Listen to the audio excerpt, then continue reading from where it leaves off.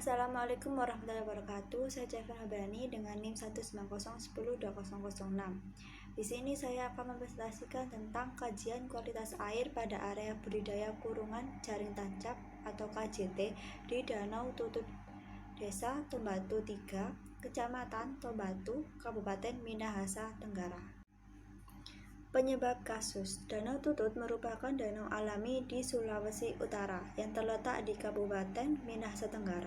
Dimanfaatkan sebagai tempat pembudidayaan ikan oleh masyarakat Desa Tombatu 3. Keberadaan pembudidaya ikan di Desa Tombatu 3 sudah ada sejak tahun 2002 dan pemeliharaan ikan dengan sistem kurungan jaring tancap atau KJT yang dilakukan pembudidaya ikan hingga saat ini.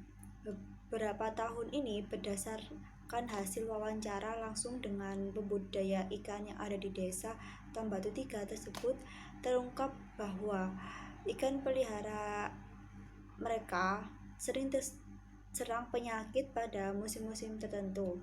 Bahkan pada tahun 2015 terjadi kasus kematian massal ikan budidaya di Danau Tutut, di mana sebanyak 3.000 ikan budidaya mati.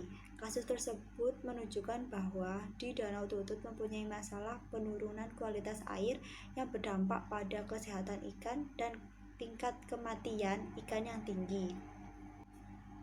Pada gambar tersebut terdapat 4 stasiun yang berguna untuk menentukan lokasi dan titik pengukuran parameter kualitas air ditetapkan secara purposif atau sengaja yang mengacu pada lokasi penelitian agar sedapat mungkin bisa mewakili kondisi lokasi penelitian tersebut.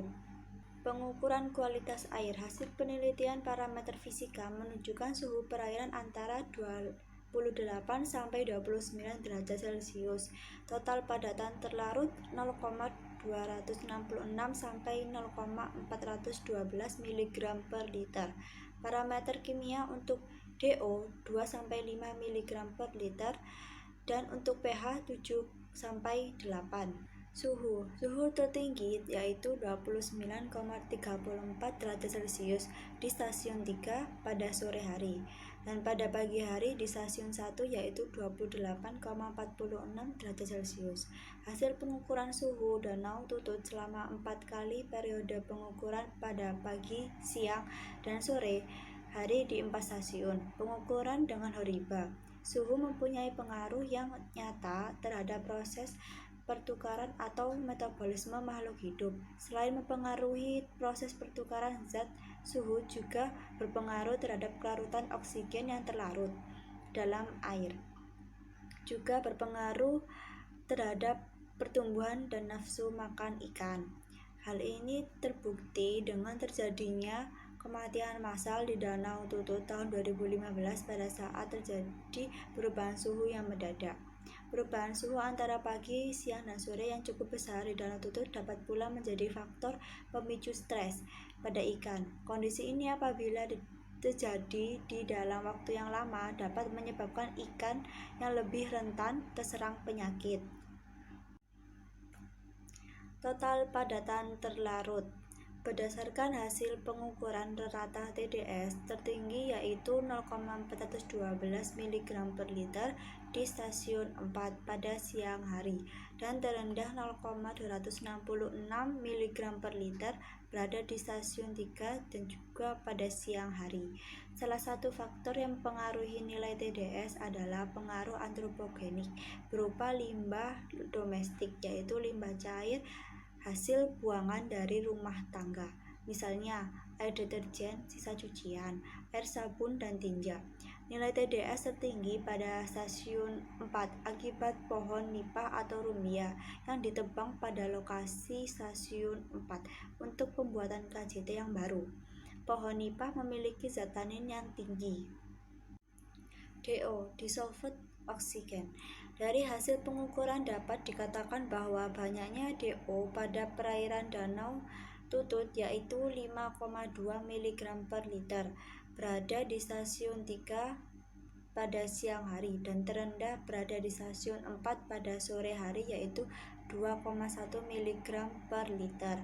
DO di dalam pengelolaan kesehatan ikan sangat penting karena kondisi yang kurang optimal untuk pertumbuhan pertumbuhan dan perkembangan dapat mengakibatkan ikan stres sehingga mudah terserang penyakit. Suhu dan DO di dalam air dapat berkurang karena proses difusi, respirasi, dan reaksi kimia, oksidasi, dan reduksi. Pengurangan oksigen di dalam air yang paling banyak adalah karena proses pernapasan biota budidaya, fitoplankton dan zooplankton, termasuk lumut, bakteri, dan detritus. Suhu sangat berpengaruh terhadap kandungan DO. Selanjutnya ada pH. Hasil pengukuran menunjukkan bahwa pH perairan Danau Tutut tertinggi berada di stasiun 4 waktu pagi hari, yaitu 8,52, dan terendah berada di stasiun 1 pada pagi hari, yaitu 7,84. Hal ini juga disebabkan oleh kesalahan petani ikan yang masih memakai batang pohon nipah atau rumbia untuk pakan tradisional, menyatakan pohon rumbia memiliki zat tanin yang tinggi yang menyebabkan perairan menjadi basah. Sedangkan untuk pH yang rendah atau asam pada lokasi ini juga disebabkan oleh adanya sisa pakan yang mengendap di dasar perairan. Perairan asam akan kurang produktif, malah dapat membunuh biota budidaya. Lalu ada nitrat NO3. Berdasarkan hasil analisis NO3 di Laboratorium Barisan Manado, konsentrasi ini tertinggi terdapat pada stasiun 3 pada pengambilan sampel kedua 6,31 mg per liter, sedangkan konsentrasi terendah terdapat pada stasiun 2 pengambilan sampel kedua 0,76 mg per liter. Tingginya konsentrasi NO3 di stasiun 3 ini sangat mungkin yang diakibatkan oleh buangan sisa hasil metabolisme dari biota budidaya di KJT Danau Tutut. Senyawa NO3 sebagai hasil oksidasi mikroba adalah senyawa yang bersifat sangat reaktif dan sangat mudah larut dalam air, sehingga dapat langsung digunakan dalam proses biologis. Amonia NH3. Konsentrasi NH3 tertinggi berada pada stasiun 2, yaitu 1,92 mg per liter. Merujuk pada lokasi yang ada usaha budidaya KJT, pemberian pakan yang berlebih akan menyebabkan sisa pakan yang tidak termakan oleh ikan di KJT dan mengendap di dasar perairan, sehingga konsentrasi NH3 meningkat. Kadar NH3 yang baik adalah kurang dari 1 ppm, sedangkan apabila kadar NH3 yang lebih dari 1 ppm, maka hal itu dapat membahayakan bagi ikan dan organisme budidaya lainnya. Konsentrasi NH3 yang tertinggi pada permukaan air akan menyebabkan kematian ikan yang terdapat pada perairan tersebut. Kedalaman perairan Danau Tutut.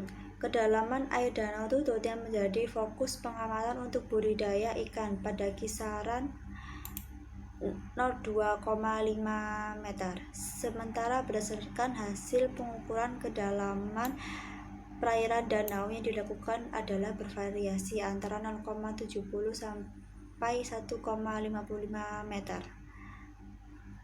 Merupakan jarak kedalaman yang tidak optimal bagi budidaya ikan. Tingkat kedalaman yang sangat rendah dapat mengakibatkan intensitas serangan parasit yang memiliki siklus hidup di dasar perairan akan semakin tinggi, serta mengakibatkan terganggunya sistem pernafasan dan penglihatan bila terjadi aktivitas surut air yang ekstrim akibat sedimentasi.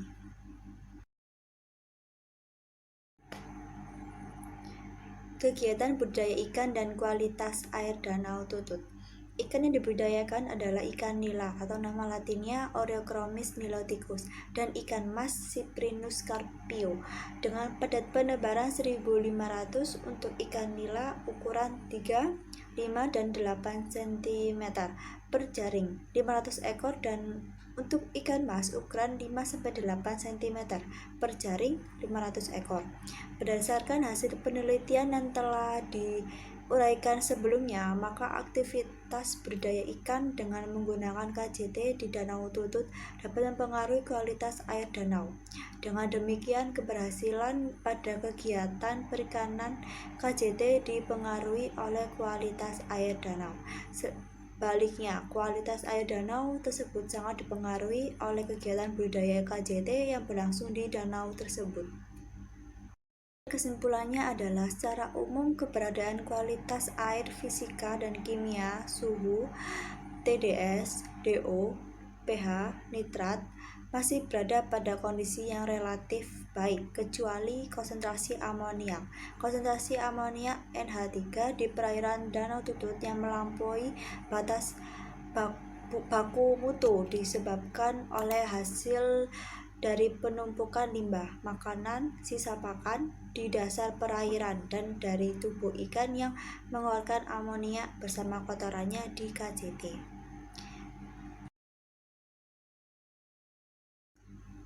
Sekian dari presentasi saya. Apabila ada salah kata dan pengucapan, wassalamualaikum warahmatullahi wabarakatuh.